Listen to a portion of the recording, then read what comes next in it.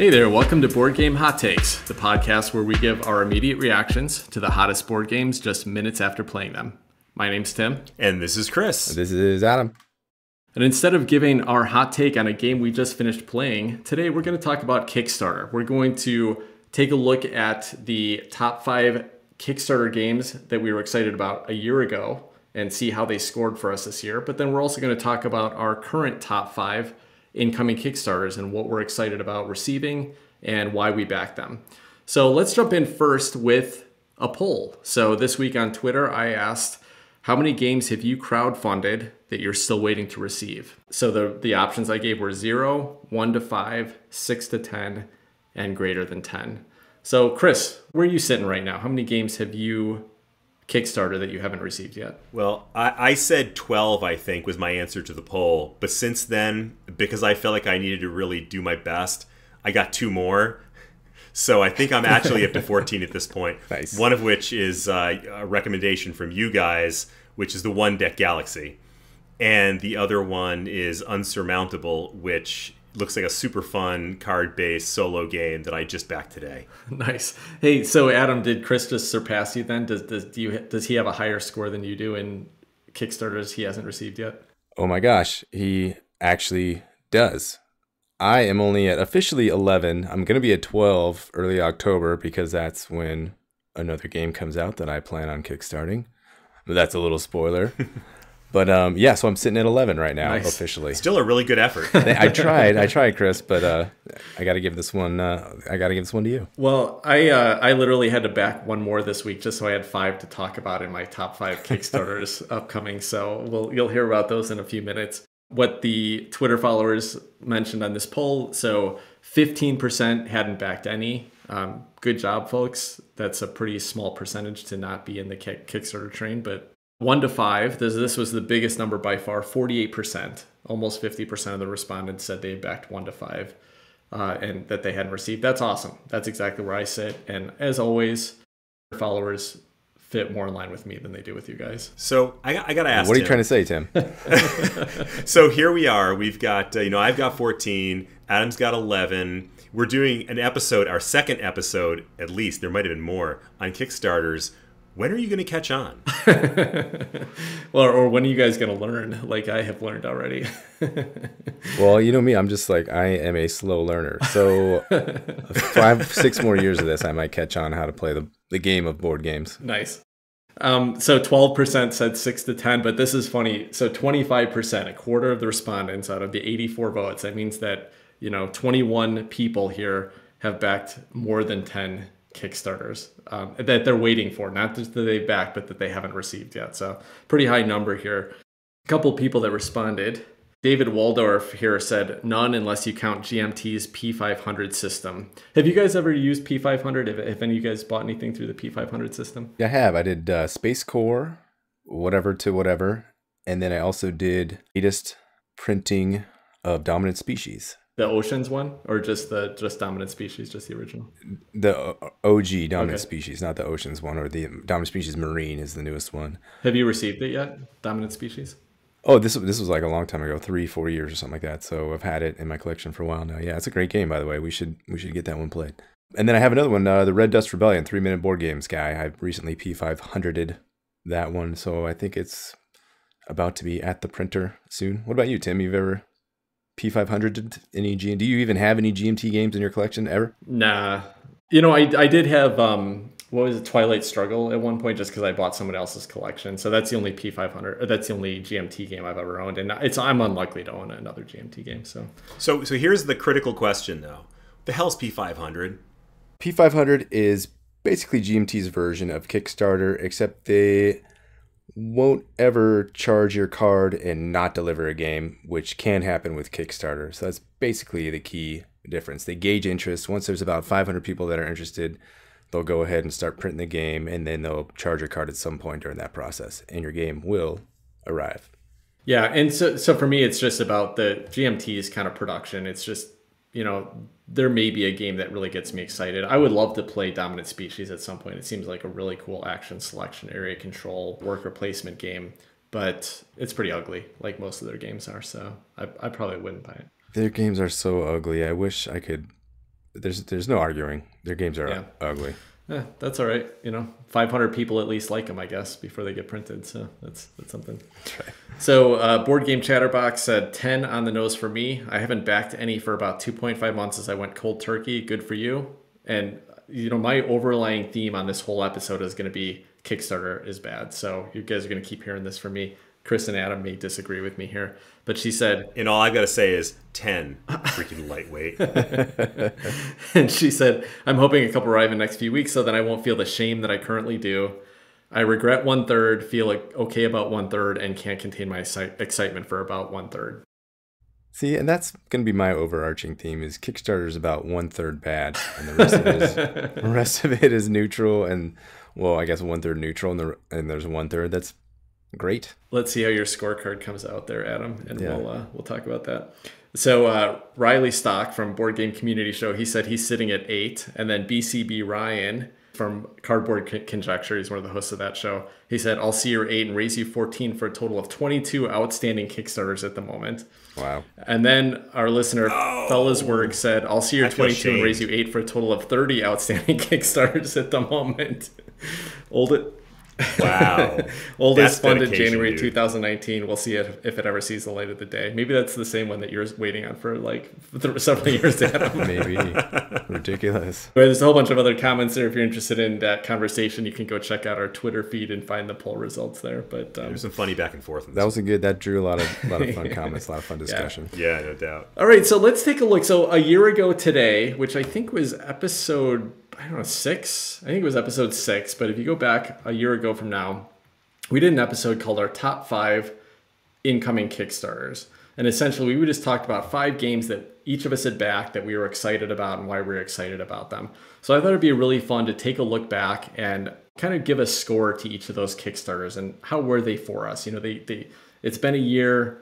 We may have gotten them delivered. Maybe we haven't. We may have played them. Maybe we haven't. But how do we rate whether that was a good experience and whether Kickstarter overall is a good experience for us? So I put together a very scientific method to rate this. And Chris and Adam have not heard this method so far. So I'm going to share it with you all tonight, right now. You guys tell me what you think of this. Okay. What we're going to do is we're going to say that each of these games that we were super excited about is a 5 out of 5 to start, right? Last year, we expected it to be a 5 out of 5. We were excited about this game. We paid for it in advance without ever seeing it or playing it. So it's got to be a 5 out of 5. And then there are some criteria that are going to ding it down a little bit for us. If it was delivered over 6 months after the expected delivery date, then it gets -1 point. And that's being pretty generous. So only -1 if it's over 6 months. If you've never received it, it gets -2 points, assuming it's over 6 months after the delivery date.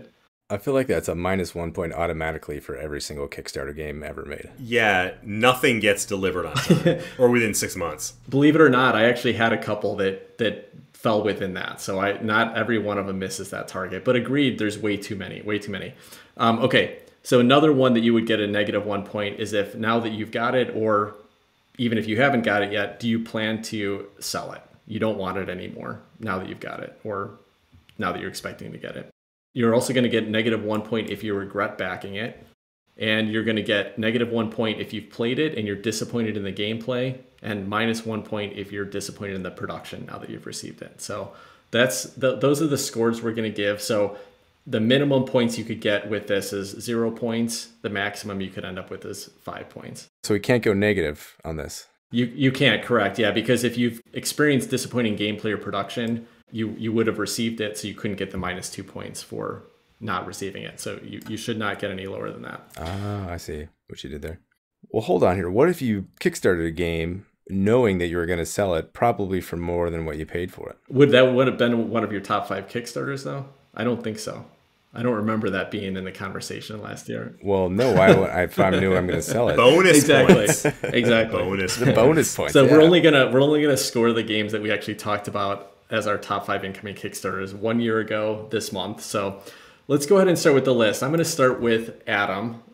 Number 5 on your list was High Frontier for All. Now, Adam, do you know what was the expected delivery date on that game? I haven't done the research, Tim. I could click around. I didn't see if you could give me some warning on your secret scoring scale. I would have had some prep work done.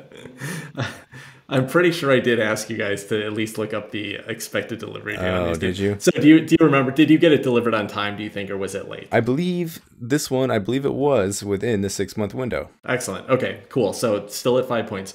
So you received it. Do you plan to sell it? Or do you plan to keep it? The short answer is I plan to keep it. Okay, interesting. That's a surprise after your previous comments on that. So still at 5. Yeah. Do you regret backing it? This one I'm on the fence on. This is a very neutral. I'm gonna say yes, I do regret backing it. Okay. Were you disappointed in the gameplay? I still haven't figured out the gameplay, so I will say that I am disappointed in the gameplay. And were you disappointed in the production? No, production was fantastic. So High Frontiers ended at a 3 for you, 3 out of 5. Okay, Chris, Star Realms Deluxe Nova Edition collection. What was the expected delivery date on that game? Yeah, well, first, before I even get into that, let me just say I completely reject your idea that I can be doing this kind of advanced math in my rating system. So Star Realms Nova Collection. This was it was actually funded. I actually looked up the funded dates because I think that's kind of an interesting kind of piece to throw in there. This game was funded in January 2020, so right before everything went to hell. Okay. And the expected delivery date was November 2020. The current status of that one, it's actually still in pre-production. So the last update that I got on this one was on September 1st. They're still making changes to the cards, and so there's still some things that they're doing. So I'm not sure entirely when the expected delivery date is now, but it's clearly not November 2020 anymore. As to the other questions, this one is really kind of a known entity because it's Star Realms. It's a game that I play every day, all day. And all this is a fancy version of the cards. It's got some play mats, play boards, and it's got really nice foil cards. But there's nothing about it that I don't already know. It's all stuff that I've already got. I just want the fancy version of it. So but Chris, it's stuff that we already know because they've already printed the cards. They didn't have to create new art for them. They didn't have to do anything but basically print cards, and it's 9 months overdue, a year after you backed it. Do you regret backing this game? No, not at all. Because part of the thing is that I don't actually play Star Realms in hard copy that often. I mostly play it online. So, if anything, this is really kind of just a neat thing to have on my shelf. I'm not sure I would actually use it that much, even once I've got it. But that doesn't make me love Star Realms any less. Do you agree with the -2 rating for the fact that they committed to a January 2021 delivery, and it's now September, and you haven't seen it, probably won't see it for several months at least? I would say that, except my experience, which is maybe a little bit worse than Adam's, is that everything is late, and everything is pretty much late more than 6 months on Kickstarter, so that doesn't shock me that much. Well, then I think let's just bring that up right now, that's what you can expect from Kickstarter. So if you're backing stuff on Kickstarter, ignore the expected delivery date and ask yourself, why are the publishers actually putting that expected delivery date? Well, I think there's also one thing. We need to have a modifier for games that were funded or posted early 2020 or before that, because you got the COVID factor in there that you really have to take into consideration. It has turned everything upside down, and there's no denying that. Nope, not part of the scoring system. Sorry, can't use it. Anyway, so it sounds like that even though Chris has not received Star Realms Deluxe Nova Collection, it's still a 3 out of 5, with the only ding being that it hasn't been delivered, even though it's 9 months late at this point. All right, so my number 5 game from last year was It's a Wonderful World Ascension, which was the big box collection of It's a Wonderful World and all the expansions for it. The expected delivery date was November 2020. I actually got this one December 2020, so it was within that 6-month time period, just 2 months late. Not too bad, so didn't get any negative points for that. I did receive it. I do plan or expect to sell it, and the reason for that is simply because this is a simple little card game. It's a $100 huge box with a whole bunch of content that I'll never play. It's a decent little game, but it's not something that I need that much of a box of, and it's taking up too much space on my shelf. So I do plan to sell it. How much of your money back do you think you'll get for selling this one? Probably $50 or something like that. Not the whole amount for sure. Just to be clear, you did say $100 worth of cards. Yeah, no, it's not $100 worth of cards. That's what the game cost me.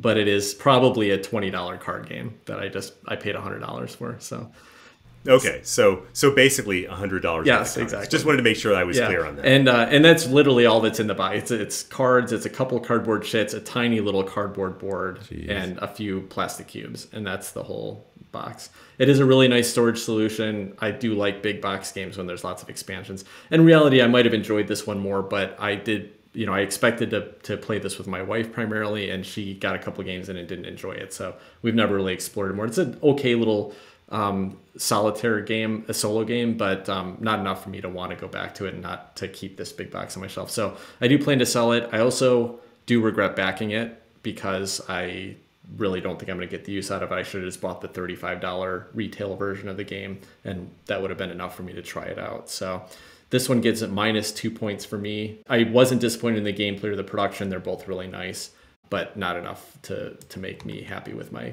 kickstarting back in there. So number 3 for me. All right, let's go to Adam's number 4, which was the huge hit Valhallamas. So Adam, do you recall? Did you get this one on time or close to on time, or was this one late? I think it was within the window. Okay, nice. Okay, yeah. So excellent, good start there. Now, do you plan to, or have you sold it at this point? I don't think anybody will buy it. Otherwise, yes, I would have sold it. So -1 point there. You regret backing it. So here's the thing. It was a very low risk back, right? I think it was $25. I think it was 15 for the game and 10 for shipping or something like that. So, but I still, yes, I still regret backing it. Okay. Yeah. Excellent. Okay. And are you disappointed in the gameplay? It is a horrible game. What about are you disappointed in the production? No, the production's actually pretty good. It's kind of cute. Okay. The art's pretty cute. The little puns are pretty good. So production's just fine. Okay, so 2 out of 5 for Valhallamas. All right. Chris, Terraforming Mars big box, and I happen to have the numbers on this one. This one was expected delivery of March 2021.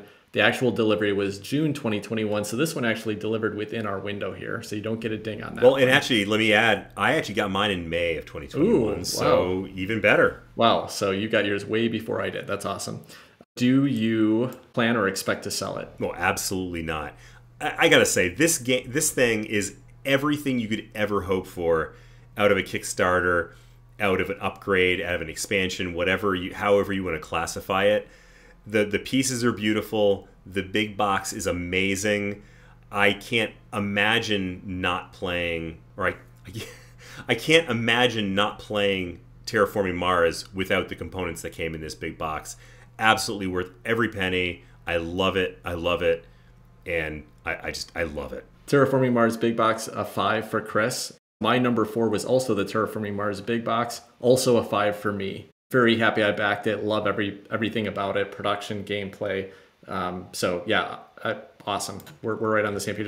Adam, you backed this one too. It wasn't in your top 5, but would you put it in the same list, or would you disagree on any of those points? I think it was great. I totally agree with you guys on this one. Nice. Fantastic game. Yeah. All right, cool. Success. Okay, so Adam's number 3 was Imperium the Contention. And Adam, did this back up approximately within that 6-month time window? Or did I believe it did. Okay. Yeah. Okay. Do you plan to sell it, or are you going to keep it? I am not going to sell it. I love this game. Do you regret backing it? Not at all. Sounds like no. Okay. And you like the gameplay and production? The gameplay and production are fantastic. Imperium, the Contention, is a big old 5 for Adam. Excellent. Nice to see. I want to play it. It's a cool game. I'll bring it. Okay. Chris, your number 3 was Fossilis. Do you remember if this was delivered within 6 months of the target delivery date? Let me see here. So that was funded in November of 2019.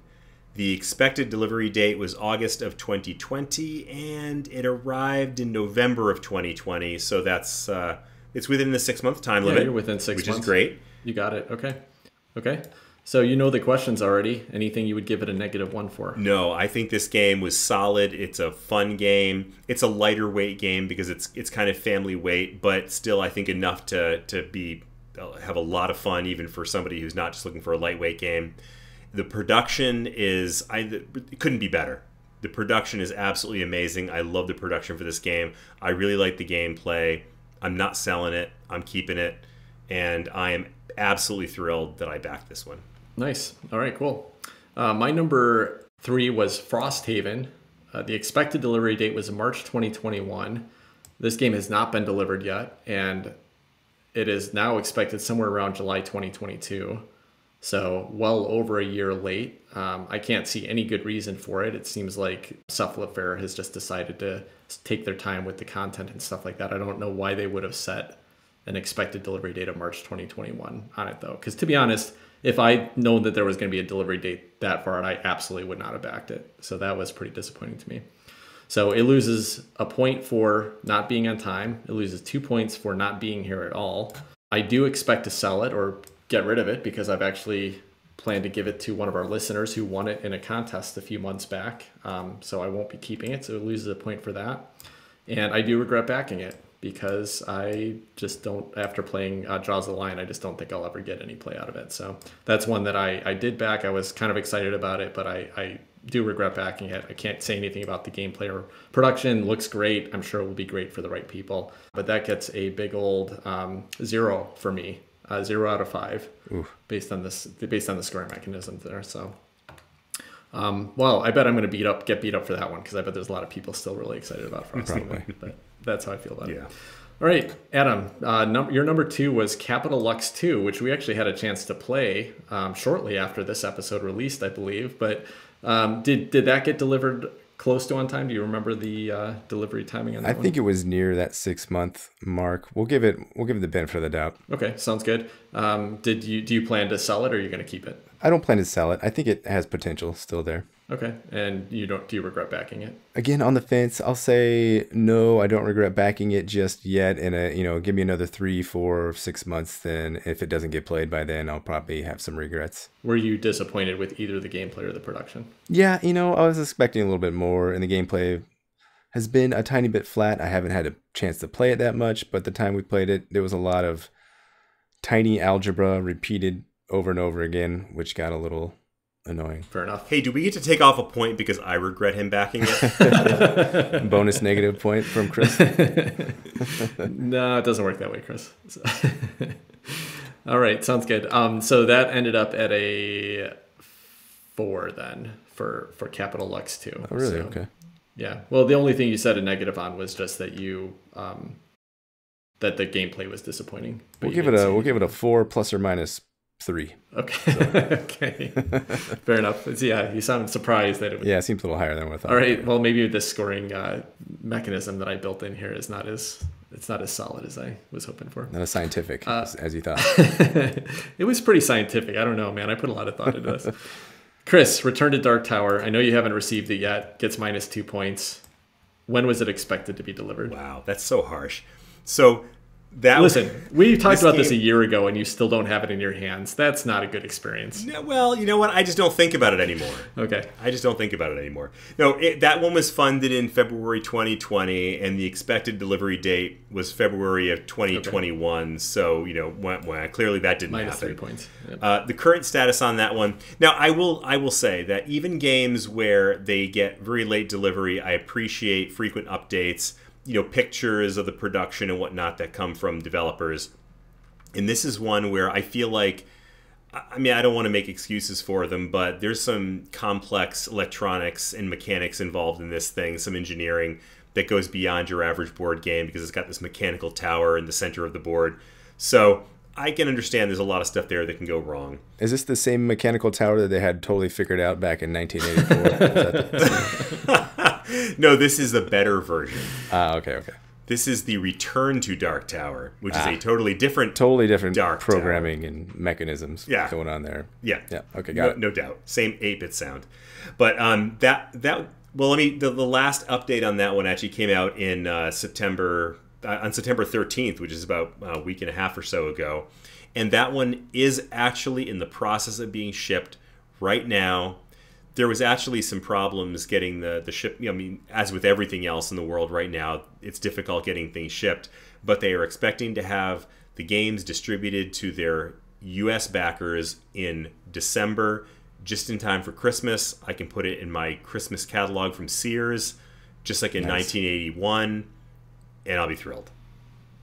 So 11 months late, and you're not going to get it in December, right? Because even though they're saying that now, it's probably going to be a month or two after that. You're such a cynic. Okay. Such a sin. Well, we returned to Dark Tower, and you don't regret backing it then. You're Not happy even a you backed little it. bit. Okay, cool. So it gets a good old 2 out of 5 because of how late it is and because of not having been delivered. Under your ranking system, yeah. Under Tim's scientific scoring system, 2 out of 5. All right, so I am going to talk about my number 2, which was Glenmore 2 Chronicles and the Highland Games expansion. The expected delivery date was February 2021, and I just received this about 2 weeks ago in September 2021. So it was over 6 months late, and it gets a -1 point for that. Other than that, it gets all the other points because it is an awesome game so far. I love the production. I love what I've got out of the gameplay. I don't regret backing it at all. It's a very cool game. I'm very glad I backed it. So I really want to play this one. It looks pretty awesome. yeah, I won't go into too much detail, and we'll probably talk about it in more detail at some point. But fun game. I'm happy with everything. It just took longer than it should have to get here. All right, Adam, getting all the way to your number 1, which was Canvas. Do you know how late was that in delivery? Well, let me see here. Expected delivery date, December 20. I'm sure I got it within the last 6 months, so I think it arrived within its 6-month window. The expected delivery date was December 20. Okay, yeah, that makes sense because you and I played it, I think, back in June, so it must have been within 6 months. So good. Yeah, and I played it a bunch before then, too. Okay, cool. Do you expect to sell it, or are you going to keep this one? I'm going to keep it. Actually, I went in on the expansion, too. You don't regret backing it? I do not regret backing it. No, I'm having a lot of fun with this one. I play it with Sarah occasionally, and it's just a peaceful, calm game. Okay, cool. And you're happy with the gameplay and the production that came? Oh yeah, gameplay is nice and relaxing. Production is outstanding. All right, great. So Adam's number 1 Canvas got a 5 out of 5. That's excellent. Glad you had two wins on your list. That's great. All right, Chris, going to your number 1, which is Dawn of Madness. You were really excited about a year ago. How's the gameplay been on this one? I'm reading your sarcasm. So this game was funded in December 2019. And I give them credit because they gave a really far out delivery date, which was October of 2021. So technically, we have a week for this still to make it on time. We haven't even passed it yet. but in reality, there's no way that's going to be even close. And so the last update I got on this game was about a month ago. And this is the part where it's like I can almost hear, Tim sighing and rolling his eyes and doing all that stuff. But they're still working on the game components. They're even working on the game mechanics. They're working on the stories in this storybook that makes up kind of like the thematic backbone of the game. And the designers, in their own words, as of about a month ago, are, quote, still commissioning hundreds of pieces of additional art. Oh, my. The current estimate for this one is now delivery in October 2022. So that is a huge amount of disappointment that it's taking that long. I am no less excited about getting the game, nevertheless. And here's the thing. This is not Dimension Games' first rodeo. They've got a couple of games under their belt.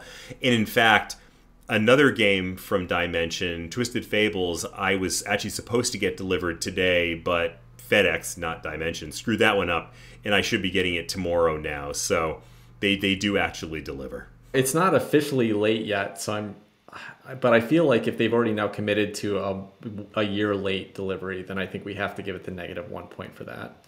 You haven't received it, so that's another -2. So it gets a nice solid 2 because it sounds like you're still excited about it at this point. I am. All right, fair enough. Tim, what was your number 1? My number 1 was Dwellings of Eldervale, which had an expected delivery date of May of 2020, and I received it in November of 2020. I actually got it in my house on Thanksgiving Day. That's about 6 months, so I'm going to give it the point for that. I think that's fair, right? It's right at that point.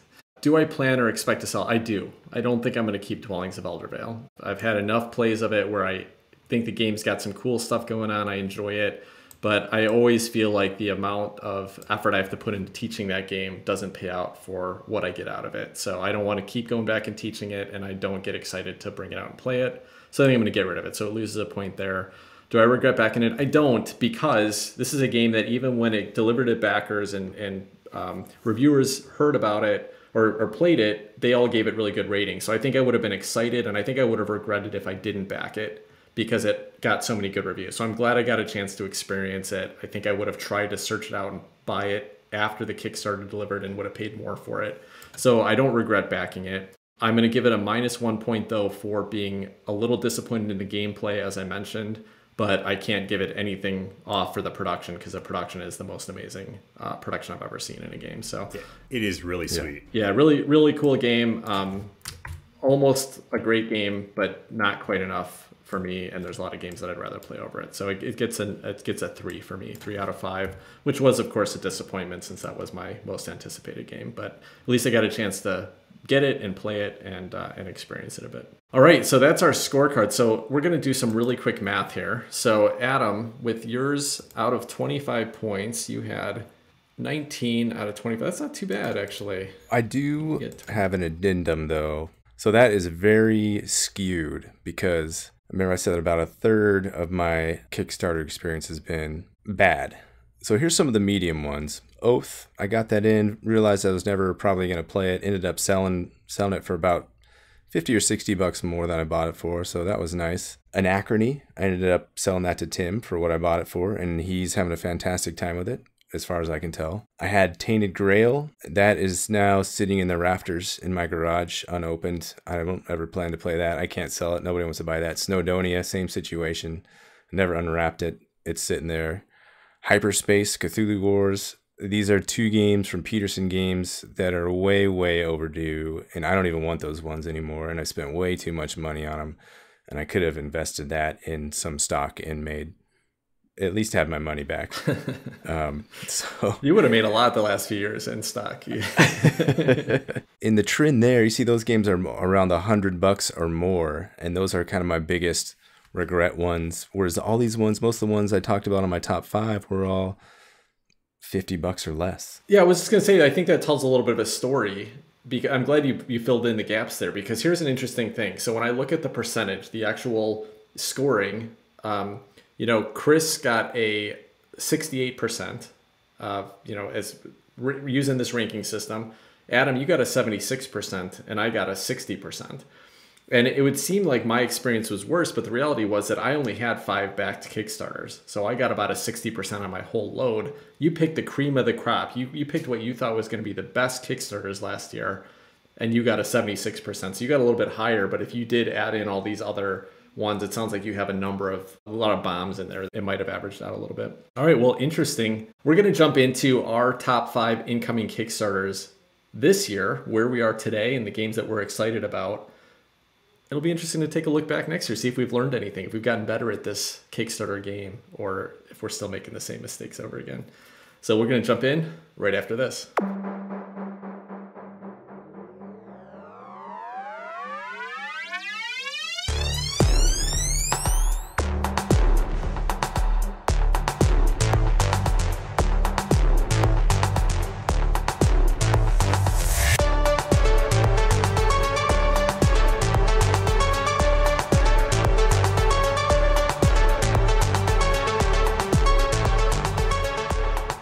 All right, welcome back. So let's talk about our top 5 incoming Kickstarters. These are games that we have backed on Kickstarter, backed on maybe GameFound or some other crowdfunding platform. And I'm going to cheat a little bit, maybe games that we have pre-ordered.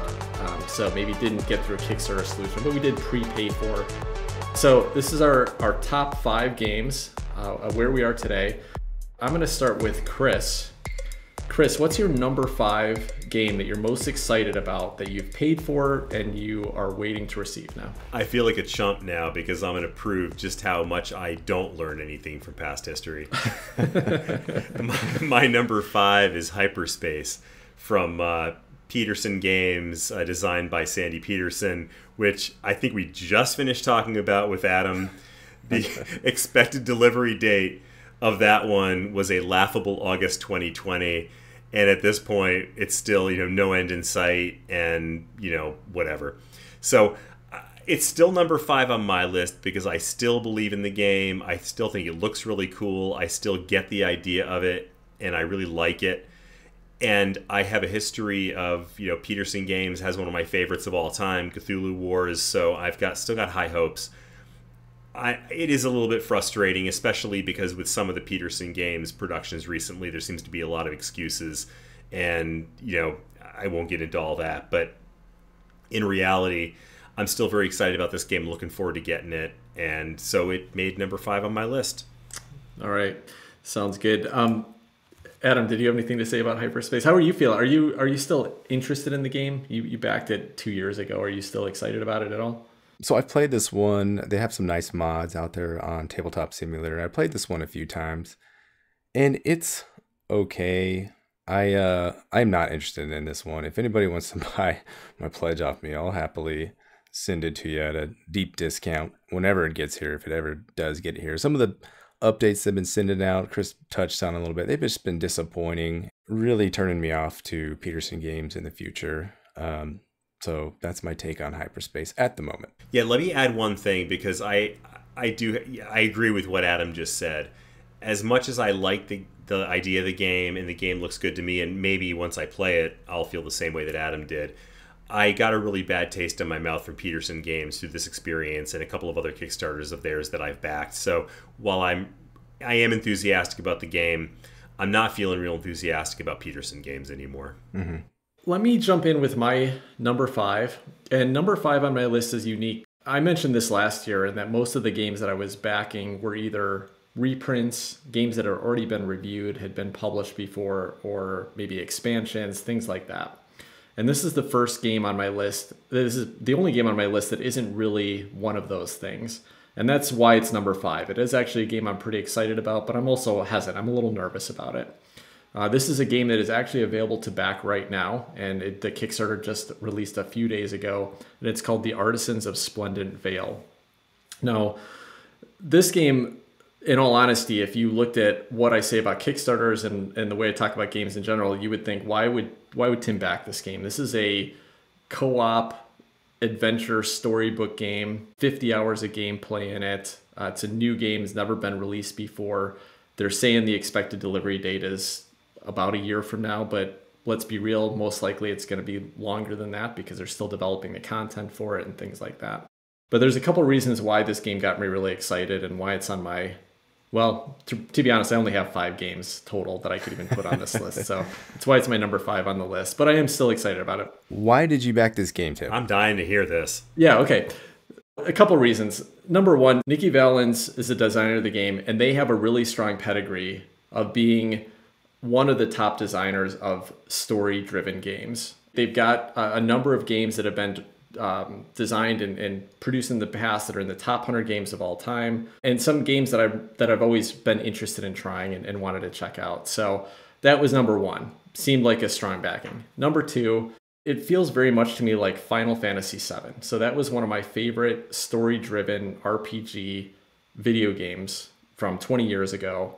To me, this is going to give me the same types of feels. It has a similar type of style, a similar mix of fantasy and technology, really a story-driven game with some gameplay mechanisms in it. So they got me a little interested. But to be honest, I would have ignored all of that stuff. The art's beautiful. It seems interesting enough. It's got a pedigree behind it. The reason I actually paid attention to it is because all 4 of the characters in here are LGBT characters. So all of the characters are queer. It's kind of a pushback on that complete lack of representation that most board games and board game characters have available to them. And so that got me really interested. So I started thinking, like, I want to support this project, but is this game going to get played? It doesn't have a solo mode. I reached out to Nikki Valens on Board Game Geek this week and said, hey, this is a co-op game. Could I play 2 characters and play this solo? And they said, well, you can, but we wouldn't recommend it. It's not created that way. It's going to be too much to deal with reading all the stories and everything. Like, this is really made for 2 to 4 players to play. So how am I going to get this played? A year from now, my daughter's going to be 11 years old. This is going to be a very cool adventure. Each of the characters has like a 200-page storybook that you're going to be reading out of here, and great representation in it. And I think this is going to be an awesome activity to do with my daughter. So that's why I backed it, mainly because I wanted to support the project and support what they're putting out here, but also because I think it is going to be a fun experience that I can have with my daughter. And if she doesn't love it, then I may regret it later. Who knows? She could be 12 by the time we're playing it. It could be a really perfect time for her to, really be engaged in these type of mechanisms. But she loves story. She loves fantasy elements. I think this would be a fun one to play with her. So that's why I backed it.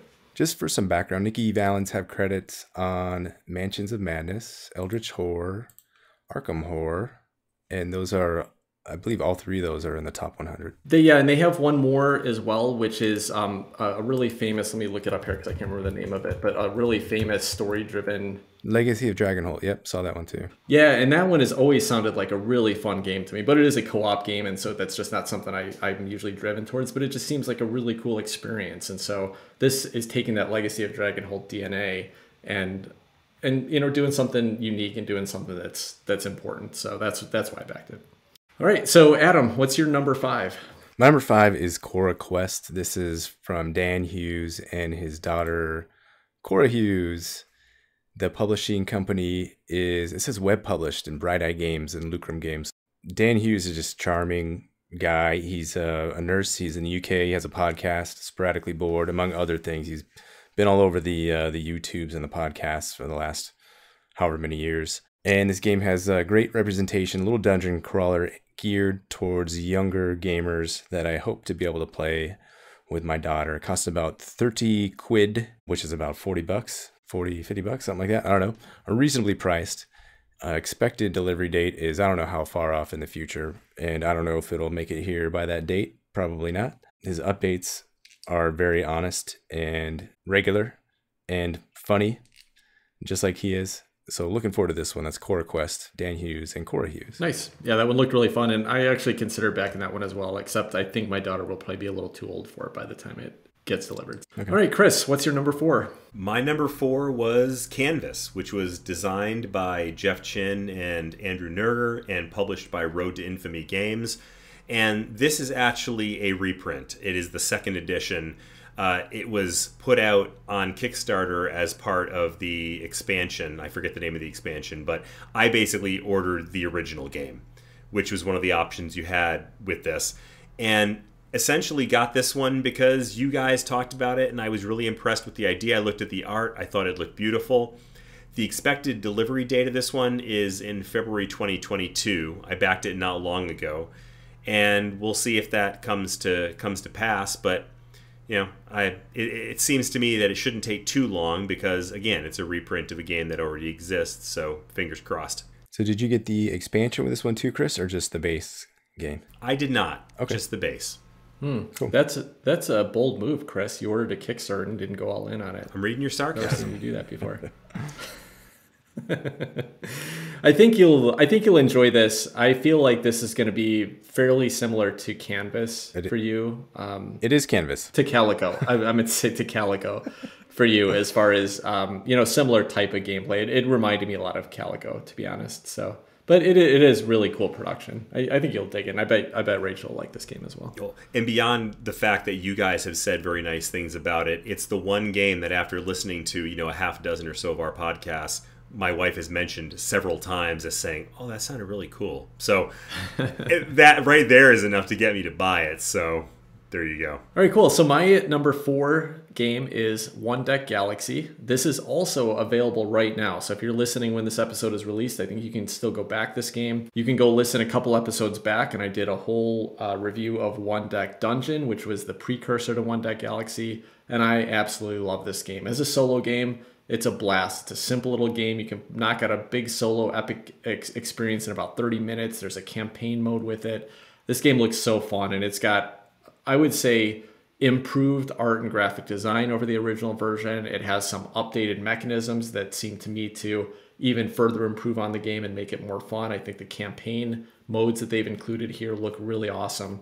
So I'm really excited about this. This is designed by Chris Cizlik and AZADI Games. Check it out. I think it looks fun for a solo game. I mentioned when I reviewed it that I had played One Deck Dungeon as a 2-player game and didn't love the cooperative experience there, but I'm just not a co-op player. So I'm not buying this to play with other people. I'm buying this for myself, and I can't wait to get it and play it. Hey, you guys both backed this as well, right? I backed it, yes. This is one of them I'm pretty excited about getting to. It didn't make my list because I figured at least one of the two of you would have it on your list.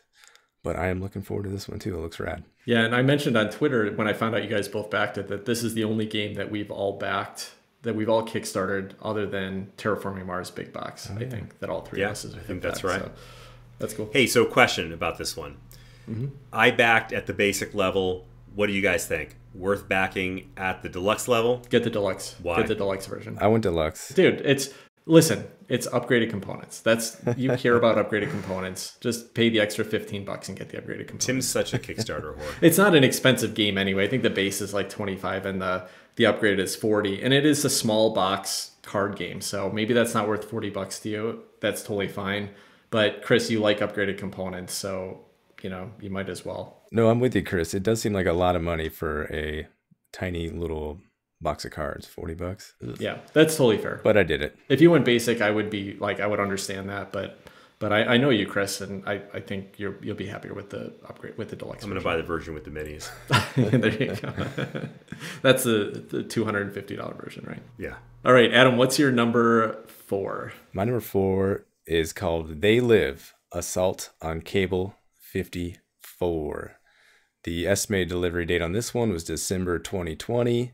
So we're coming up on 10 months overdue for this one. But this game looks cool. It's another one of these co-op, blah, blah, blah. Go in, find the dudes. Based on the movie, based on the IP, They Live. It comes with these sunglasses. You put them on, and then you see like the card, if it has the secret message on the card. That right there was gimmicky enough to get me to buy it. Again, it's about $60, so not too much risk. Chris, did you just type this one in and take a look at it? I'm interested to hear your thoughts on this, since you're a fan of the horror genre and this might be up your alley. Man, all I gotta say is that it's got, the movie had Rowdy Roddy Piper. He's featured on the cover with his glasses on. Yeah, I remember when this movie came out and I saw it in theaters with my brother, and I'm gonna have to take a look at that one. This is one I need to maybe have in my future too. So thanks for the tip. It's pretty rad looking. If you like that movie, if you like that genre, it's got the you put the glasses on, you can look at these ID cards and oh my gosh, this guy's actually an alien. So in the movie, the whole gimmick was they started making these sunglasses. I don't know if there was just one pair or what, but you put these sunglasses on and you could see who were the body snatchers or the aliens hiding in human bodies. And Rowdy Roddy Piper assembles his team of alien killers, and they go out and hunt them down and take them out, all with the help of these sunglasses. So I love it. It's a game based on that. What could go wrong? No, nothing could go wrong. Every IP based game is always fantastic, especially ones based on 1980s John Carpenter films. Perfect. Or ones based on Jane Austen. Those ones, novels. You're right. There are some great IP games. That's a good point. I feel like we've got Tim's more focused on Jane Austen. Adam and Chris are a little more focused on Rowdy Roddy Piper. There's a disconnect here. Huh? That's right. All right, Chris, what's your number 3? My number 3 was Distilled, designed by Dave Beck and published by Geekhatch Games. I think it's Geekhatch Games and Metago Games. And that's one that just recently kickstarted, and that's expected for delivery in December 2022. So it's another one where they've obviously given themselves a little bit of time, and I appreciate that they didn't put an unrealistically short delivery time on that one. And it just looks like a lot of fun to me. I'm a cocktail enthusiast, and this is a game about basically running a distillery. You distill different spirits. It's card-based. It looks like it's going to be a lot of fun. And, again, being a cocktail and a spirits enthusiast, I really just couldn't say no to this one. So I'm a sucker for theme, and this is a theme that's right up my alley. Yeah, sorry, say the name again, Chris. I missed it. Distilled. That's right, just a recent one, right? That looked cool. It's a very recent one. And the only downside to this one is looking at the art. I don't love the art. It's a little bit overly simplistic, a little bit cartoony, especially for a game about distilling spirits. But, it looked like enough fun, cool mechanisms, cool concept that I was willing to overlook that. Yeah, Chris, I was expecting you to back this because it does seem up your alley and in one of your other hobbies, but I'm also excited you did because it does sound like a pretty cool Euro style game with a fun theme on it, and so I'm excited to play it as well. So I'm really glad you did. Are we on your number 3, Tim? Yeah, my number 3 is Paperback Adventures by Tim Fowers. So Paperback is a deck building word game. So think of Scrabble with deck building elements in it, and that's a game I've played in the past. So Tim Fowers took his original game Paperback, and then he created a kind of a more gamery version of it called Hardback, which was also a really cool game. And now he's evolved it a little bit further into a roguelike adventure game called Paperback Adventures, with the idea that it's a solo game. I think it is now, when they first did the campaign, it said it was for one player, but I think they're now saying it's for 1 or 2 players. But the idea being that you have a deck of cards you're trying to build up, and every time you take a hand, and whatever word you can put together, the icons on those letters are going to be what actions you can take during that turn, whether it's attack or defense or whatever. And you're fighting against these enemies that come up, these villains, until you work your way up to a big boss, who is labeled as like Slay the Spire meets Paperback. I love both of those games, and I'm just excited for this fun little weird solo experience. It's supposed to deliver in February of 2022, but I think one of the first updates that he's released already said that he was redoing the mechanisms on one of the characters because he didn't like how it was playing. So I wouldn't be surprised at all if this gets pushed out a little bit. This and One Deck Galaxy I really bought to play solo, and that's something that makes a good Kickstarter worthwhile game to me, because I know that at least I'll get some gameplay out of it. At least I'll get to play it even if nobody else likes it. So that's one of the reasons why I was happy to back this game and give it a shot. And it just seems unique enough. I think he also said he wasn't planning to go to retail with it, so I couldn't just wait it out and see how people thought about it. I wanted to give it a shot. This one looked really interesting to me. I was tempted to go on it as well. It looked pretty unique, and like not too many things that are out there. So yeah, interested for the follow-up when this one arrives. Yeah, cool. I'll definitely talk about it. All right, Adam, what's your number 3? Going back real quick for They Live, that's designed by Andrew Atchison and Matt Lees. And that's not Matt Lees from Shut Up and Sit Down. That's a different Matt Lees. And the publisher is Iconic Studios. So now that that's cleaned up, my number 3 is Chaosmos, The Temple. Well, the expected delivery date here, I just had it up, is December 2020. So again, this one I did have backed last year as well at the time that we did our episode, so it's coming up. So we're basically looking at the sub top 5 at this point from last year. Anyway, yeah, so this one's about 10 months overdue as well, designed by Joey Vigor, and this is a reprint with some expansion content, some streamlined content. Publisher is Mirror Box Games, and this game looks really interesting. You're trying to end the game with this, I think it's called the Ovid, some card. You're trying to end this game with it in your control, and you can do that by having it in your deck. Each turn you take, you click this little button, and it's a timer, and the timer counts down. So you can go to these different planets, see what's on that planet, and you can put some of your stuff from your hand of cards into that planet's little secret envelope, whether that's like a trap or a decoy card, or maybe you find the Ovid, the thing you're looking for. So are you going to take it into your hand if it's an early game, or are you going to keep it in your hand and try to run away with it? You can also, attack other players and see what they have in their hand and try to grab it from them. So it's kind of like almost like a capture the flag, hidden treasure, and you're trying to have it by the time that the timer counts all the way down. So it looks like a super fun, very interactive, totally unique mechanism of a board game. That's Chaosmos by Joey Vigor. What are your guys' thoughts on Chaosmos and Temple? Have you heard of this, or have you looked at it or anything? What I know of it, I've seen on BGG, and primarily that is a picture of some sort of a bird wearing sunglasses, or like sort of robotic metal sunglasses, pushing a contraption that looks kind of like something from Dr. Seuss, but it's got a tire pressure gauge and a giant pig nose on it. And I don't know what the hell's going on there. So, Chris, are you looking at the same game? I don't know. Chaosmos the Temple, right? I see what Chris is talking about. Chaosmos the Temple, the last picture on there shows this exactly what Chris is. It made no sense until I saw the picture, and then I was like, oh yeah, that's I'm dying to hear about it. I mean, who doesn't want to get with that in it, Chris? Come on.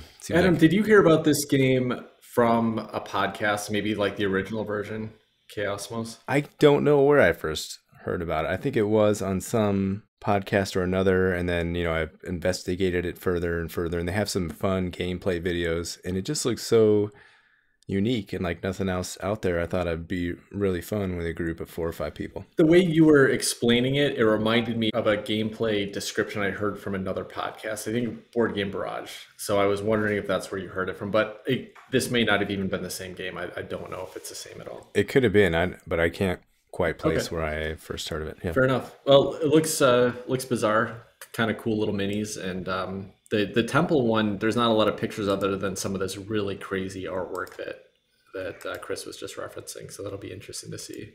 Right. So I believe that this temple one, I think it comes with the base game, or at least the package I got on Kickstarter comes with everything. And then this temple, I don't know if it's expansion or what, but adds a couple extra modules, pre-set-up map so you don't have to spend time setting up the map, and a little bit of streamlined rules or some rules tweaks is what I think. I'm ready to play. Yeah, let's do it. Yeah, I think it'll be fun. So when are you expecting to get this one? Now, do they have some updates?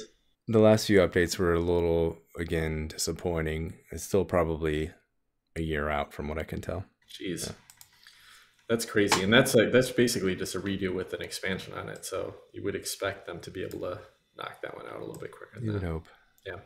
All right. Well, let's not dwell on the bad and move around to Chris's excitement, his number 2. Chris, what's your number 2? My number 2 is Robot Quest Arena, designed by Paul Waite and published by Perfect Day Games and Wise Wizard Games. Probably no surprise that this is one that would have caught my attention. This is largely a deck building game from the same publisher as Star Realms, which is my number 1 game of all time, so it's got a good pedigree. And this game also adds in a fun little figures. It's got some pre-painted minis that I really like, and there's an arena that the little robots, they're sort of battling robots, but cute battling robots, that they move around this arena and try to take each other out. And you can, the cards that you add to your deck as you progress are different weapons and different pieces of machinery that give you other capabilities. And then you use those as you move around this arena trying to take out your opponent. It looks like a lot of fun. It's kind of cutesy. It's a cutesy robot. It's not, it's battling robots in like the not a very realistic sense, but kind of fun looking. And I just love deck builders, and I like Wise Wizard Games, and so that all put together, and I had to get it.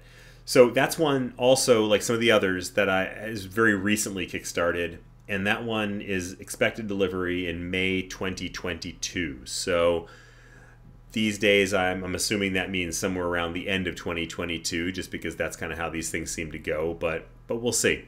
Yeah, well, that is a small enough game. A bunch of cards, other than the pre-painted minis, maybe being a challenge to get produced. It should not be. The production on that shouldn't be too challenging for them to hit. So, yeah, I'm not surprised you backed this one.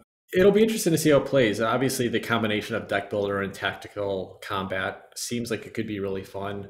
I haven't yet to experience a tactical combat game that ultimately was worth coming back to. I played HeroClix back in the day, and that always ended up in those weird situations where you just got one person chasing another person around the board, and that gets boring. And then I was recently playing, just last night I played with my daughter one of the Funko Pop board games or whatever, but one of the little tactical games, and the promise is there, but the tactical movement part of it just ends up not being that enjoyable. So love to hear how this one turns out for you. Hopefully it's a fun. Is it only a 2-player game like Star Realms, or can you play more players? I'm not sure. I'd have to look it up, but I imagine it's probably a 2-player game. But I will check on that. And as to your point, I totally get what you mean. I'm hoping that the deck building aspect of it kind of rescues it from that problem. Yeah, I would think maybe that's the fun part of it, is that the characters in the tactical part are just there as the elements you're moving around, but the deck building is where you really get the fun out of. That's kind of what I'm expecting. This is one Tim and I were curious if you backed, Chris, and I'm glad you did. I'm interested to take a look at it whenever it gets in. All right, well, my number 2 is the one that is not actually a crowdfunded game, but it's actually a pre-order. And this was Now or Never by Ryan Lockett. The delivery date on this, he just has expected delivery of Q4 2021. The game was pretty much finished from what I understand when he was taking pre-orders. Maybe they hadn't actually gone to production yet, so we'll see if that actually sticks. But Now or Never is the final game in the trilogy of Above and Below, Near and Far, and Now or Never, which is a combination of kind of Euro type of game with a story-based element. And I loved Near and Far. I never played Above and Below, but totally loved Near and Far. I loved what it did as far as giving you that true like RPG feel of a game, but just in a Euro. Me and my brother Steve, who has been on the show occasionally, but him and I spent a whole weekend one time he came out to visit, and we played through a 12-game competitive campaign of that and had an absolute blast with it. So I'm excited to play this one. It looks like it has some fun modern Euro mechanisms, puzzle laying with some storybook elements. Hopefully it doesn't get too heavy, quirky, extra rules overhead, kind of like Empires of the Void 2 did, and even, Near and Far does to an extent. But hopefully it's streamlined and fun to play. But it looks like a blast to me, so that's why it's my number 2. I'm pretty excited about it. Tim, you and I played Above and Below a while back, or Near and Far. Near and Far.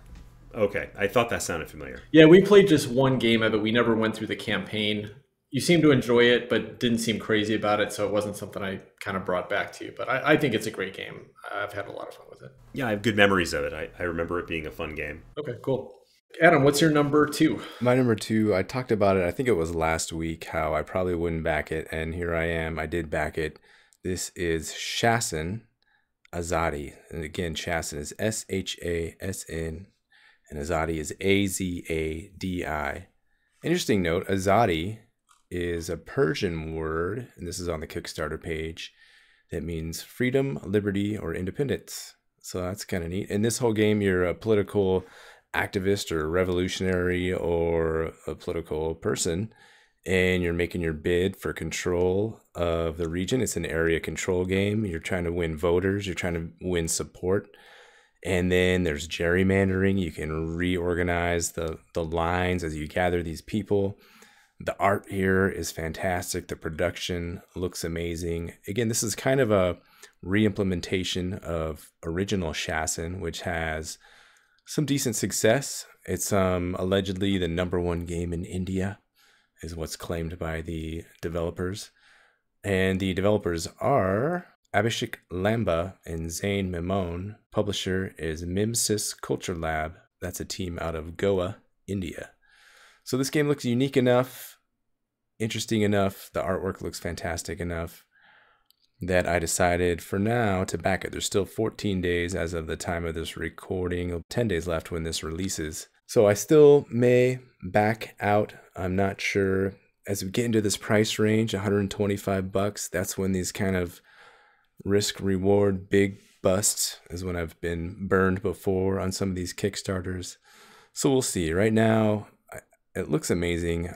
I'm pretty excited about it, but we'll see if it stays that way if I have another 14 days to think about it. What do you guys think about this game? Yeah, when you told us about this, I looked at it and it looks really fascinating. So I'm actually glad you backed it. I would love to give this a try sometime. What I expect you're going to get out of this is a different sensibility in game design, because it's coming from a different part of the world, and I like that. And that's what I'm hopeful for you with this game, is that you get a really unique game experience. It's really interesting, but the production looks cool. It doesn't look like a $125 game, but as I mentioned then, sometimes you're not paying for the production, and in this case you're probably dealing with somebody who's probably expecting a low print run. I think it's worth taking a little bit of a risk on something that's super unique. Yeah, and Adam, one of the things that I found really interesting about this was, it's a political game. And, certainly, we've seen political games before, but we always look at them through a Western lens. And so the idea of having a political game that's not through a Western lens, that's from a different part of the world, but still dealing with sort of a paradigm, politics that we understand, I think sounds really interesting. And I'm curious if that's part of what drew you to this. Yeah, it really is. What's also neat about this is that they have kind of different revolutions you can play through. They have the American Revolution from 76, Russian Revolution 1917, Egyptian Revolution 2011, so the kind of the Arabic Spring, and then the South Asian independence in 1940. So a whole bunch of different time periods that I'm not necessarily overly familiar with. And again, to see those expressed through this different lens potentially is something that seems pretty amazing to me. So it's not just focused on East Asian or Indian events. It's really... Right. You can plug in these different historical settings and run with them. So that seems kind of neat to me too. Yeah. That's interesting. All right. Very cool. Chris, we're all the way down at number 1. Let's get a big old 5 out of 5 when we come back to this next year. What do you got? So sad that we're already to number 1. Number 1 is another one that I could have talked about last year because it's just that freaking old.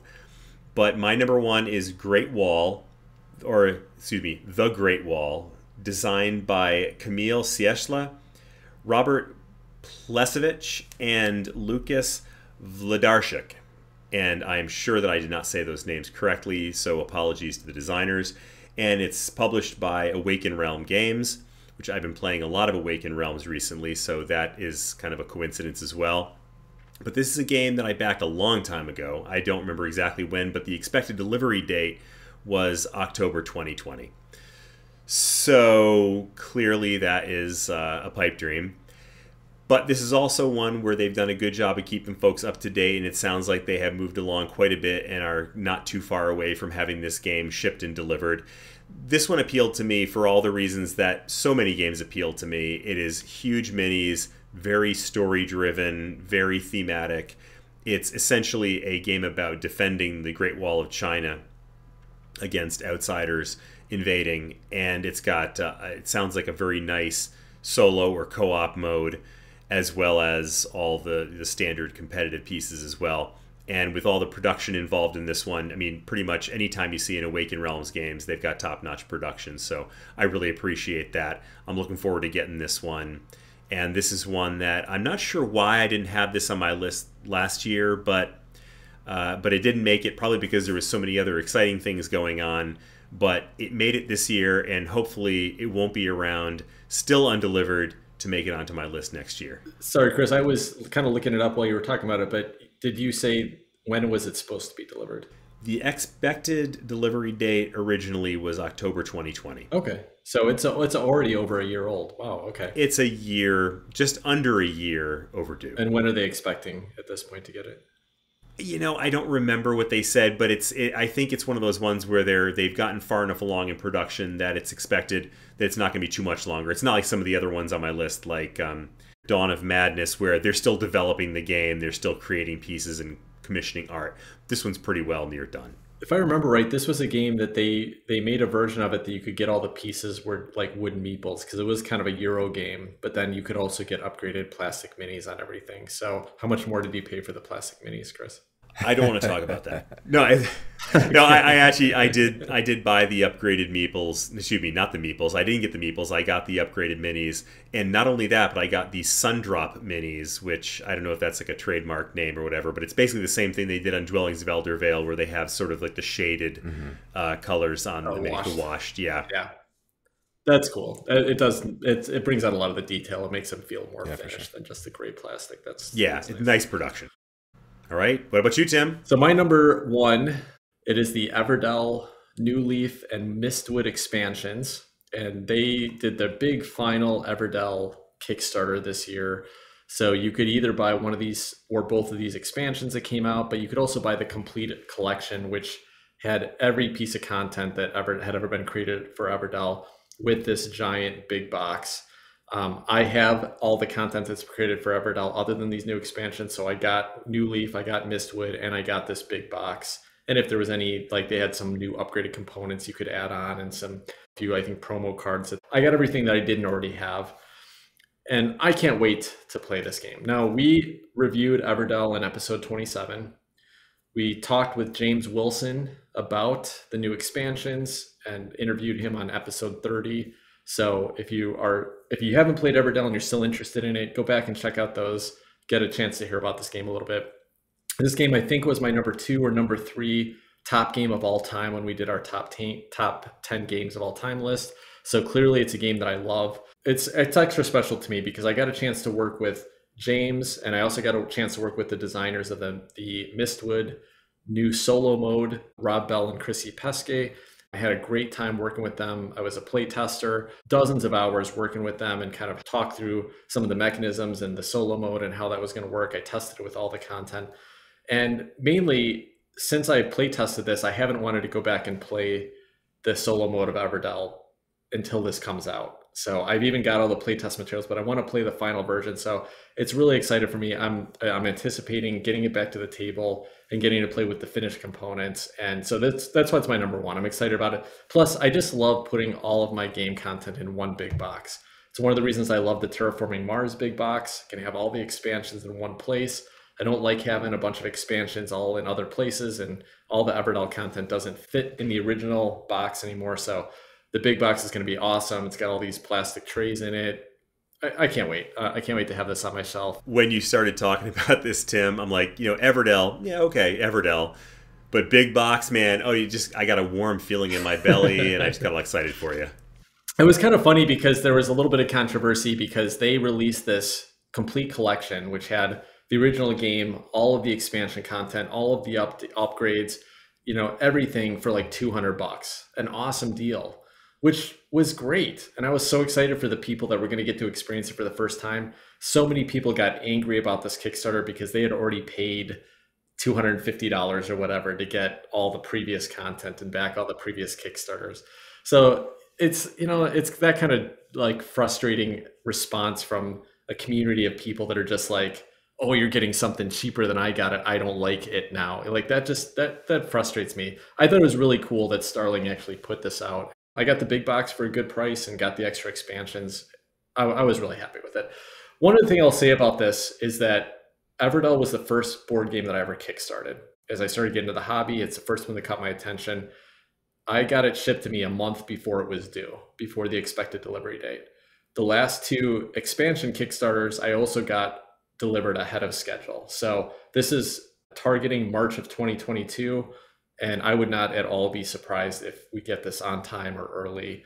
Now, Starling, which I think is an imprint of another company that had a pretty bad reputation. And do you remember what is that, Adam? Do you know who that is? I was gonna ask about that. I've been reading some stuff. Yeah, ever since I first backed this Kickstarter, I started to read, and a lot of people were like, don't, you know, like they're terrible. They never deliver their Kickstarters. All I can say is that I've had a great experience with Starling. We'll see if it comes through on this one. And, you know, maybe they figured it out and got things working. But I can't speak for all the people that maybe didn't get their Kickstarters or you know, had negative experiences with it. So can't speak to that. But based on my experience with them, I expect to get this delivered on time or, you know, very close to on time. Who knows with the current shipping stuff. They did just put out an update this week that showed the final updated critter meeples that are coming in the box, including the big, huge Spider Meeple, which is the new nemesis for the solo play, and it all looks totally awesome. I know when I was a playtester on it last summer, they already had most of the finished art. Andrew Bosley had already created most of the art for the game, and you know the gameplay was pretty well done, other than some tweaking and stuff like that. So I think this game is going to come in about on schedule, but I'm really excited about it. So Adam, what's your number one final game of the night? Save the best for last. And I couldn't do one of these lists without having a cheat on it. So here's my cheat. This game is Fractal, Beyond the Void. Again, I talked about it last week or the week before. So it's a cheat because the Kickstarter isn't actually until October 5th is their official Kickstarter announcement. That's soon enough. I figured you guys will let me bend the rules a little bit. They have on Board Game Geek, they have an announcement, one of the forums, official Kickstarter announcement, and they show some pictures of this game. This game is designed by, I'm going to butcher these names, apologize, Iker Uriarte, Bernardo Rippe, Roman Lisiuk, and Jan Hilaire. The publisher is Board Game Inc. The production of this game looks amazing. It's another Space 4X game where you're flipping over these hexagonal tiles to explore these planets and get some resources. The combat looks amazing. It's card-based combat, unlike Eclipse, which has the dice. It's more of a poker style combat where you're kind of bluffing each other out. Who's got the best hand of cards, so you can throw down a full house, and who can come over the top of that with a straight flush or a flush. I think a flush beats a full house. I got to brush up on my poker skills. Features a campaign mode and a legacy style mode. It has automa for each faction, so you can play against 4 or 5 automa, each with an asymmetric little twist to their decks that you're playing against. So Tim, take note there. It has little minis. It has pre-painted minis. There's a unboxing, and it does have these little shades and these tints on all these minis. Looks like they're showing little stands. I don't know if that's included or if it'll be extra. It'll be interesting to see what's all offered in the Kickstarter and exactly how much it's all gonna cost. Again, this will be one of those high risk, probably cost a bunch of money and probably won't deliver until years and years and years from now. But having said all that, I'm still gonna have a lot of trouble not backing this one. It's Fractal Beyond the Void by Board Game Inc. You know, I was trying to figure out when you were talking about this on the last episode, and you've mentioned it in the past as well, what was it that was getting Adam excited about it? And then I just started taking a look at some pictures here, and now I want to back it. Like the artwork on all of the different cards here, and I don't even know what all the cards are used for, but on the faction boards and on the cards and on the planet hexes. Just looks so cool. So what a rad production. What you were just saying about the being able to play solo against several different factions, asymmetric, that sounds totally cool. And I think the other reason why I'm actually like really interested in this game right now is because I'd been really excited about Voidfall by David Turksey with Ian O'Toole production. But the more I follow that, that just seems so icon heavy and rough to get into. And this game just seems more streamlined, everything I'm seeing about it. So it is actually something I'm going to keep my eye on. I doubt I would back it, but I can see why you're excited about it. It looks very cool. Yeah, it's an amazing looking game. I'm actually wondering if this time next year we'll be doing this same episode going, okay, well, Fractal Beyond the Void is the third game that we've all backed. I might back this one. You think you are going to, Chris? I think I might. Adam's definitely. I think the man's got good taste, and this one looks completely awesome. He's got good taste, like Valhallamas. It does. Valhallamas. Hey, it was $25 for what could have been the best game of all time.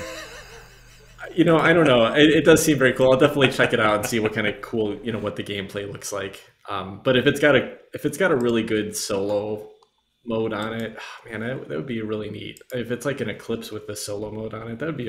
I was going to ask. Let me ask you guys if you wish you had backed Eclipse. No. Yeah, maybe I do. No. I do, because I would buy that if I could get the whole thing with the nice production that you've got for the same price you paid for it. So yes, I do wish I'd backed it. I don't think that I would ever back. Yeah, I should have. I regret not backing that. That's a game that I would happily have in my collection in the state that you've got it, and I don't think you can get it at this point. And if they come out with another Kickstarter and you can back it, it'll probably take me it'll be 3 years before we actually get it. Yeah, so right. That doesn't. Then there's going to be great games like Fractal Beyond the Void that are going to be better. Surpass it, and you won't have that one because you didn't back it. We'll see. So Adam, I cry myself to sleep every night because I haven't backed Eclipse. I didn't back Eclipse. Chris, it's amazing, man. I can't wait to bring it and all of us to play it. I think you got a sneak peek when I was playing it. You dropped by one time, and you got a little sneak peek out on the table over here. So we'll get that thing out on the table, and we all get a chance to play. It'll be cool. But I got to tell you, this Fractal game, though, man, the artwork, like the faction artwork, this seems so much cooler than an Eclipse artwork, and the Gaia Project artwork. Yeah, well, the artwork here is head and shoulders above. It's it's Awakened Realms caliber, I think, and it's right up there. Yeah, and the one other thing I'll say is, when I was looking at this artwork, I was trying to think there's a game that should have been this level of production and just missed, and that was Beyond the Sun. I think Beyond the Sun, you can see that they've got plenty of gameplay, iconography, and user experience on these components and cards, but they still were able to fit on amazing graphic design and artwork and really bring the experience out. And this is what Beyond the Sun was missing. Instead of white space, there's a freaking spaceship, like a Boba Fett's looking spaceship, taking off over here instead of just a white nothingness. Yeah, totally. It's freaking rad. All right, well, hey, that's a great finishing note. Something we'll all be watching for. It's funny that you cheated in that way, because I was going to, until I ended up backing, the game that I just backed this last week, the Artisans game. I was gonna put Slay the Spire on here by Contention Games, because I know that's coming out sometime this year. Probably is going to be on Kickstarter, and that's a game I'll almost definitely back just because I love the digital game so much. So, what is the one with Andrew Bosley's art? The blob carrier. Unconscious Mind is the name of the game, and it's Andrew Bosley, who I think does all the fantasy illustrations, and then Vincent Dutrait, who I think does all the real world illustrations in the game. So you got this really cool mix of two beautiful artists, but doing different styles of art to kind of differentiate between when you're in waking state and the sleep state. That's just kind of my really rough understanding of the game right now, but I'm excited to learn more about that one. It looks really cool. That does look really All right, cool. Did you guys have any final thoughts on Kickstarters after we went through what you've been through last year and these lists this year? Yeah, I'm going to say, notwithstanding the smirk on your face right now about all the Kickstarters that we shouldn't have backed, there is not a single Kickstarter that I've backed that I'm not thrilled that I did. That doesn't mean I've loved every game, that I've been thrilled with every game, but every Kickstarter I feel like I got my money's worth. I wasn't shocked by anything. I mean, there's still some that I haven't gotten yet that have been, they're outstanding for a while, so I could be disappointed because a game never materializes. But so far, I'm doing pretty well. And even if my games didn't all score really high on your scientific scoring methodology, I am absolutely happy as a clam with every one that I've ever gotten. I enjoy the fun of Kickstarter. Yes, there's a risk. I think I enjoy that risk. It's kind of like, oh, what's going to happen and yeah, I've gotten burned sometimes. And so over the years, I have become much more selective, and I've tailored my tastes, and I'm a lot more choosy, a lot more picky. I'm sure I'll make some mistakes in the future, but I think the whole process is fun, especially when you can support, like I think you mentioned this, Tim, earlier too, like a little independent designer, independent design team, or independent production, a small team. That seeing those guys be successful and actually make a good game and deliver on it, that's pretty exciting to see. So if there's a project like that I think is worth support, then I'll give it even a harder look. So overall, enjoy the Kickstarter process. I'm becoming more picky about what I will kickstart, and sure, been burned sometimes, but overall it's pretty fun. I agree with everything that Adam just said, and I need to give a postscript to my previous comment, which was that I haven't been disappointed with any of my Kickstarters except for one, Marvel United. Right. Fuel on the fire there. Yeah, it's a good thing that one wasn't on your scorecard for last year, because I would have got a big old 0 in that one. Yeah, well, I'll say what I've said before. I think Kickstarter is terrible for consumers. And I think for the most part, if you back something on Kickstarter, you probably are not going to get the best game out of it. You could probably walk into your retail store, buy something on the top 100 games of all time list on BGG, and get a better game for a better price.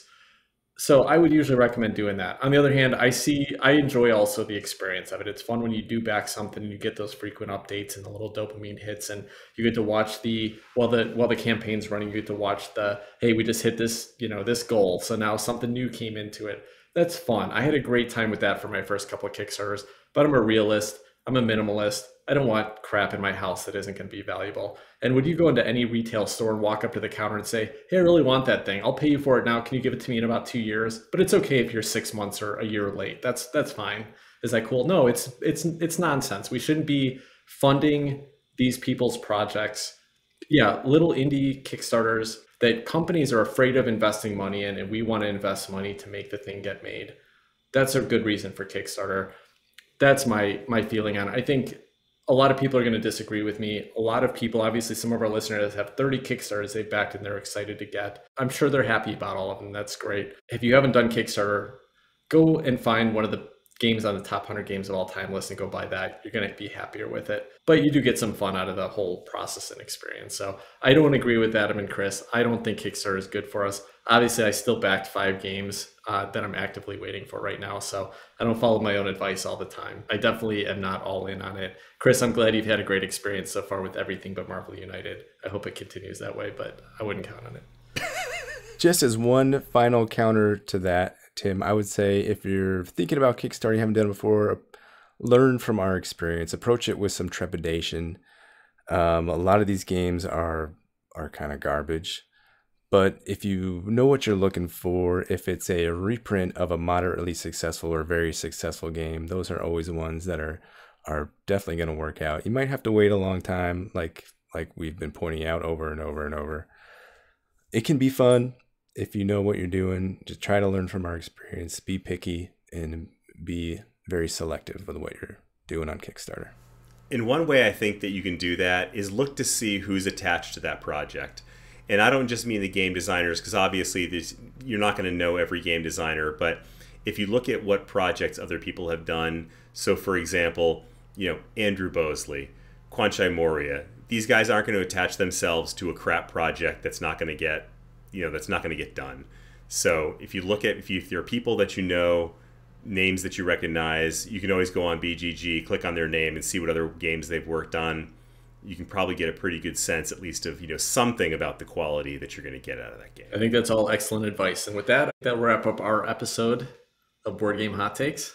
Thanks everyone for listening. I hope you enjoyed it. If you want to go back and listen to our original episode where we discussed the top 5 Kickstarter games that we're looking forward to receiving, you can find that on episode number 6. It's a fun look back at the things we talked about later today. Otherwise, if you want to chat with us, we love hearing from our listeners and interacting with you. So reach out to us on Twitter at BG_hot takes, or on Instagram at BG_hot takes, or at Facebook at Board Game Hot Takes. Until next week, take care, everybody. Good night, all. Bye-bye.